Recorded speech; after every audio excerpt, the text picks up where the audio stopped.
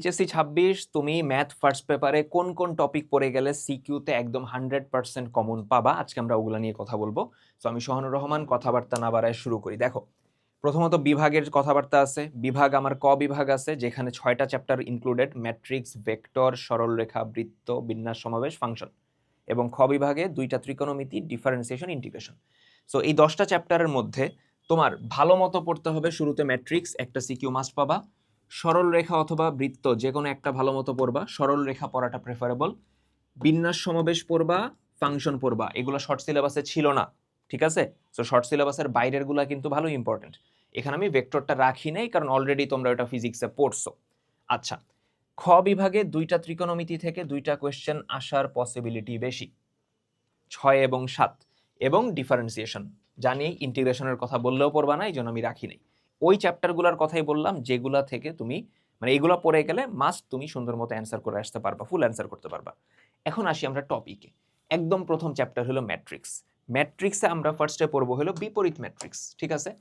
বিপরীত ম্যাট্রিক্স, নির্ণায়কের সাহায্যে সমীকরণ সমাধান, যেটা বেসিক্যালি ক্র্যামার, এবং বিপরীত ম্যাট্রিক্সের সাহায্যে সমীকরণ সমাধান, আর লাস্টে নির্ণায়কের ম্যাথ। এই চারটার মধ্যে বেশি ইম্পর্টেন্স অবভিয়াসলি বিপরীত ম্যাট্রিক্সকে দিব। এখান থেকে একটা কোয়েশ্চেন আসার পসিবিলিটি বেশি, মানে 4 মার্কের একটা কোয়েশ্চেন। ম্যাট্রিক্স থেকে তো একটা পাবাই। ওর মধ্যে 2, 4, 4 ডিভিশনটা কিভাবে হবে? 2 এর ক্ষেত্রে মানে 2 মার্কের জন্য দেখা যায় যে এই ম্যাট্রিক্সটা ব্যতিক্রমী হলে এর মান কত, অথবা দেখাও যে ম্যাট্রিক্সটা সমঘাতী অথবা উদ্ঘাতী, ঠিক আছে? সো এই যে ডেসক্রিপটিভ জিনিসপত্রগুলা, থিওরিটিক্যাল জিনিসপত্রগুলা, এটার আমার একটা শীট আছে। সো ওই শীটটা হলো ফ্রি এইচএসসি 26 প্রিপারেশন যে গ্রুপটা, ওটার মধ্যে আমি পিডিএফ দিয়ে দিছি। সো ওইটা চেক করো, হ্যাঁ, ওটা পড়ে যাও। ওটা বেসিক্যালি আমার অফলাইনের ইউএসপি। প্রতি বছর মানে এইচএসসি শুরু হইলে আমি ওটা দিয়ে পোলাপানরা অ্যাট্রাক্ট করি আর কি। সো ওটা দেখে যাও ভালো মতো। আচ্ছা, এই গেল আমার ম্যাট্রিক্সের কথাবার্তা। ভেক্টরের ক্ষেত্রে মধ্যবর্তী কোণ নির্ণয়, ডট গুণন ব্যবহার করে মধ্যবর্তী কোণ নির্ণয়, ক্ষেত্রফল নির্ণয় ক্রস গুণনের মাধ্যমে, সমতলীয় হবার শর্ত, সরল রেখার ভেক্টর সমীকরণ। ইম্পর্টেন্স বুঝাইতে পারছি কোনটা বেশি ইম্পর্টেন্ট? আচ্ছা, এবার আসো সরল রেখা, 2 রেখার মধ্যবর্তী কোণ, এটা বেশি ইম্পর্টেন্ট। লম্ব এবং সমান্তরাল রেখা, লম্বের পাদবিন্দু, লম্ববিন্দু, পরিকেন্দ্র, অন্তকেন্দ্র, এগুলো অত ইম্পর্টেন্ট না, বাট প্রশ্ন যদি কঠিন হয় তখন এই জায়গা থেকে যে কোনো একটা দিয়ে দিতে পারে। এবং ফাইনালি বিন্দু হতে রেখার দূরত্ব। আই গেস ইম্পর্টেন্সের চার্টটা বুঝাইতে পারছি, ঠিক আছে? অর্থাৎ টপিক সিলেক্ট করে এর মধ্যে আমি কাইন্ড অফ একটা র্যাঙ্কিং করে দিতেছি। বৃত্তের চ্যাপ্টারে সবচেয়ে বেশি ইম্পর্টেন্ট বৃত্তের সমীকরণ নির্ণয় এবং স্পর্শক রিলেটেড ম্যাথগুলা। আর জেনারেল ইকুয়েশন যেটা আছে না, x square y square 2gx 2fy plus c, ওখানে এক্স অক্ষকে স্পর্শ করলে কি হবে, ওয়াই অক্ষকে স্পর্শ করলে কি হবে, ছেদকৃত অংশ, ওই জিনিসপত্রগুলা বুঝাইতে পারছি। বিন্যাস সমাবেশের ক্ষেত্রে আমি কোনো টাইপ ডিভিশন করতে চাইতেছিলাম না, কারণ বিগত বছরের কোয়েশ্চেন এমনিই কম। সো বিগত বছরের বোর্ড কোয়েশ্চেন সব দেখে যাবা। তার মধ্যেও 2টা টপিক বেশি ইম্পর্টেন্ট, একটা হলো শব্দ গঠন আর একটা হলো সংখ্যা গঠন। পারমুটেশন ওয়ার্ডটা থেকে 4টা শব্দ, 4টা লেটার নিয়ে কতগুলো শব্দ গঠন করা যাবে। 0, 2, 7, 5, 1 থেকে 4টি অঙ্ক নিয়ে 4 অঙ্কের কতগুলো সার্থক সংখ্যা গঠন করা যেতে পারে, বুঝাতে পারছি? ওকে, চ্যাপ্টার 6 বৃত্তকলা সবচেয়ে বেশি ইম্পর্টেন্ট, ছায়া ঘেরা অংশের ক্ষেত্রফল, বুঝাইতে পারছি? এবং গ্রাফ মডারেট, অত না, না আসার চান্সেসই বেশি। এবার আসো ত্রিকোণমিতি।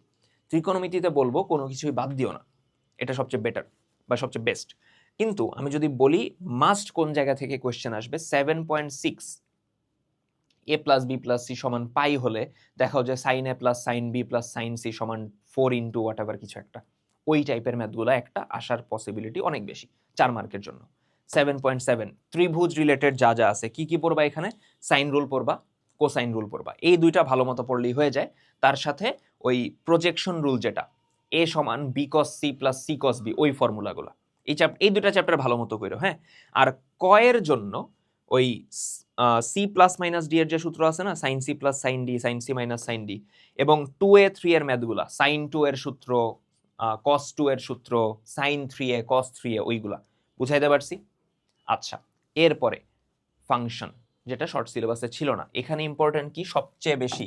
বিপরীত ফাংশন নির্ণয়। বিপরীত ফাংশন নির্ণয়ের ক্ষেত্রে আগে কিন্তু এক এক সার্বিক প্রমাণ করতে হবে, মাথায় রাখবে এটা। এরপরে ফগ গফ, সংযোজিত ফাংশন যেটা, এবং ডোমেইন রেঞ্জ ক নাম্বারে আসতে পারে, ইম্পর্টেন্স সিকিউর জন্য কম, বাট এমসিকিউতে ওর ইম্পর্টেন্স বেশি। ডোমেন রেঞ্জের এমসিকিউ পাবাই পাবা, গ্যারান্টিড। এবার আসো ডিফারেন্সিয়েশন। ডিফারেন্সিয়েশনে সবার আগে গুরুমান লঘুমান, ক্রমবর্ধমান ক্রমহ্রাসমান। একটা ফাংশন কোথায় ক্রমবর্ধমান কোথায় ক্রমহ্রাসমান, স্পর্শক অভিলম্ব, পর্যায়ক্রমিক অন্তরীকরণ, লিমিটের ম্যাথ কয়ের জন্য, মূল নিয়মের ম্যাথ যদি আসে 4 মার্কের জন্যই আসবে, আসলে ভাগ্য ভালো ইজি, বাট না আসার পসিবিলিটি বেশি। বুঝাইতে পারছি কি কি? লাস্ট ইন্টিগ্রেশন, ক্ষেত্রফল দিয়ে ম্যাথ আসবেই আসবেই আসবেই, একটা 4 মার্ক পাবা ক্ষেত্রফল দিয়ে। ইউভি তোমার ওই ইন্টিগ্রেশন বাই পার্টস আর কি। ইউভির সূত্র আংশিক ভগ্নাংশ, তেমন একটা না, দেখে যাও কিছু।